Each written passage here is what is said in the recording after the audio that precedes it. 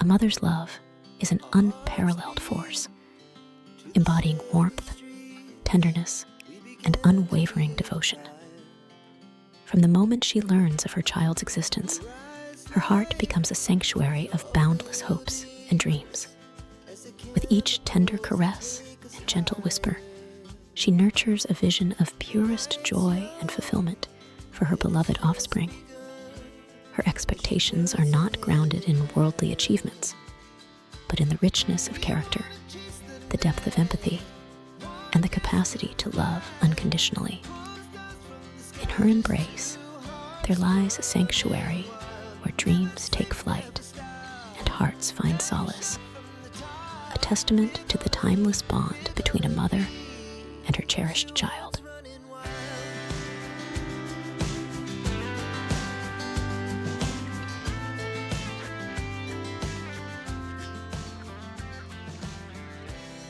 Until she doesn't.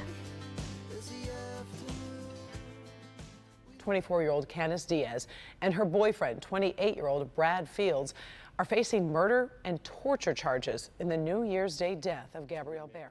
On January 1st, 2018, the police received a call from Candace. She informed them Gabby was found in the bath and not breathing. Brad decided to stay at home, while Candace rode along in the ambulance to the hospital with Gabby. While talking with police, Candace stated that she had started a bath for Gabby, then went to make pancakes. Candace returned later to find that Gabby had drowned. She stated, as she pulled Gabby out of the water, Gabby began throwing up. Police noted, although Gabby's hair appeared to be slightly damp, there was no water in the tub or on the floor when they had arrived, nor did the adults at the scene appear to have any water on their clothes. This made the police suspicious. Doctors discovered second-degree burns on Gabby's body, the top layer of skin missing, leaving red wounds in its place. Gabby's burns were so bad, one of her toes had fallen off, and no water was found within her lungs. Gabby was declared dead.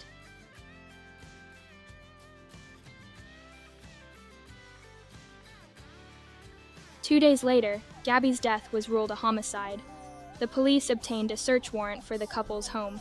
Unfortunately, Candace and Brad were gone.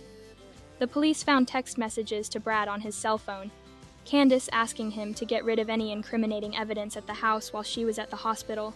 She assumed she was going to jail then. 2 people wanted in the horrific murder of this precious little girl. Tonight, I just wanted to hold her one last time. It was so hard, her being gone. her father's desperate plea for answers. She was abused and tortured before she died. That's what investigators believed happened to 4-year-old Gabby Barrett. Her mother, 24-year-old Candace Diaz, and her boyfriend, 28-year-old Brandon Fields, are now on the run. It's believed they're driving this car, a black 2002 Chevy Cavalier. This all happened in Sumter Township. 7 Action News reporter Amira David spoke with Gabby's father.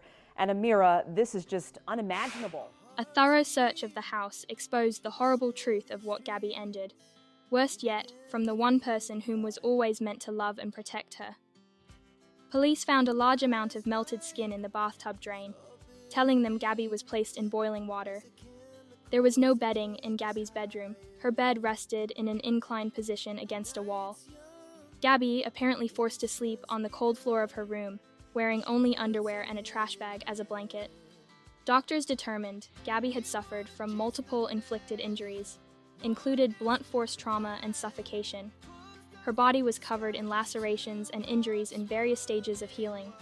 Toxicology reports found caffeine and amphetamines in her system. Gabby's hair was matted and full with lice. Her scalp had numerous bumps and bruising. Abrasions present showed Gabby's hair had been forcibly pulled from her scalp. She had also suffered from malnourishment and tooth decay. Autopsy report states Gabby's cause of death was septic shock, meaning Gabby was very sick prior to being thrown in that bath. Arrest warrants were approved by the Wayne County Prosecutor's Office charging Candace Diaz and her partner, Brad Fields, with second-degree murder, felony murder, first-degree child abuse and torture. The pair traveling in a 2002 Chevy Cavalier.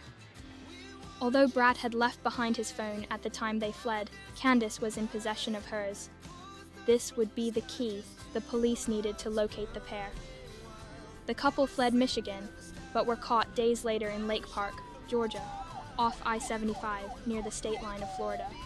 Officials said the couple would periodically turn on their cell phone to use it, which allowed investigators to ping their location.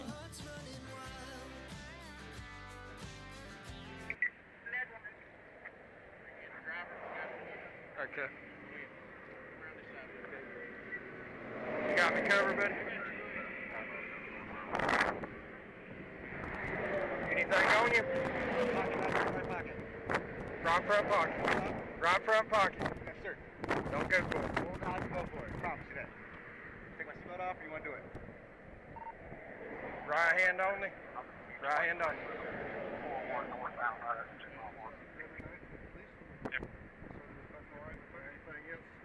I'm not sure if it is or not.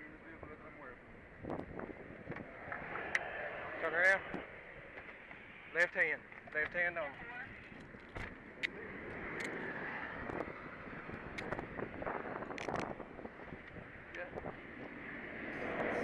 During interviews following their arrest, a week after Gabby's death, more details pertaining to the extent of abuse Gabby was put through came to light. First, though, we need to cover some backstory. Candace started dating a man named Kyle Barrett. They welcomed their daughter, Gabby, cheerfully into this world. Unfortunately, Gabby's parents soon separated. Gabby was only about 4 months old at the time. Candace and Gabby then moved in with a relative, Cynthia Diaz. The three lived together until Candace met Brad Fields. At this time, she left Gabby in the care of Cynthia and moved in with Brad. Candace and Brad would have a child together, Chloe. Roughly a year later, Gabby, 4 years old now, would move into the trailer home with her mom, Brad, and 1-year-old sister Chloe. Although the couple were involved in some domestic disputes, police being called on a few occasions, their daughter Chloe was loved, nurtured, and healthy. This continued for Chloe, but for Gabby, things would be much different. Candace told investigators Brad despised Gabby and felt she was a burden on their new family. Gabby would wet the bed, causing Brad to go into rage. He threatened to drown her in urine, telling Gabby if it kept up, she would have to eat her own feces. All her bedding was removed and she was forced to sleep in and on trash bags due to bedwetting. If she soiled herself during the day, Gabby would be beaten, her hair pulled so hard it ripped out. She was forced to go without food and water, choked to the point of vomiting. Severe scarring of the esophagus and hemorrhaging in her eyes were noted on the autopsy. Multiple lacerations, bruising, and scarring told the story of this young girl's constant abuse. Says she was a loving, spirited little girl who could light up a room. But now all they have are memories of 4-year-old Gabby Barrett, who was murdered earlier this year. Today, one of her killers, who was supposed to protect her, was sentenced. But as Nick Monticelli reports, the judge had some things to say about his evil abuse before she took the rest of his life. Today, we found out just how bad the abuse was, much of it because Gabby was having potty accidents overnight. Her injuries were horrific. She was beaten, her hair was ripped from her scalp, and her body was burned by being put into scalding hot water. It took a jury less than an hour to convict Fields of felony murder. He will spend the rest of his life in prison. Candace Renee Diaz was charged with all the same charges as Brad. However, on December 5th, 2018, she took a plea deal which reduced her charges to just second-degree homicide and first-degree CA. All other charges were dropped. She was sentenced to 30 to 60 years behind bars. When a woman gives birth, she's closer to death than life. Her body opens up to reveal another life. It is one of the most beautiful and fulfilling parts of being a woman. A mother's job is to train and nurture her child into adulthood. It's her gift to humanity, the gift of life. But you killed your daughter for the love of a bum named Brad, an unemployed, drug-taking, manipulative loser. Your beautiful daughter, Gabby, was a sacrifice you gave that bum Brad to fulfill his sick and demonic sense of love and control. You allowed him to put your child in a garbage can when she wet herself, to give her drugs. Your response was, Brad beat her ass. What crime could this precious child commit that would cause such severe punishment? None. After he showed you a video of him torturing your child in a garbage bag, your response was, do you want some McDonald's? You were never a mother to your child. You were a female breeder who neglected your child for the love of a bum named Brad. Never in my 21 years on the bench have I seen a child sustain the injuries inflicted upon her. Dental decay, burn injuries on her behind, vomit in her lungs, immersion burns, resulting in her being placed in scalding hot water, and traumatic alopecia. Her hair was pulled out from her scalp while she was alive. The ultimate cause of death was septic shock. Her little body couldn't take it anymore abuse. Through the silence of night, a mother's love did fade. Shadows whisper. The immoral actions made.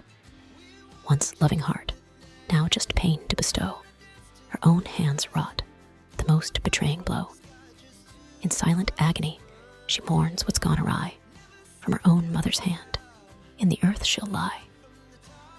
For in this darkness, a haunting truth unfolds. A mother's love twisted, its warmth turned cold.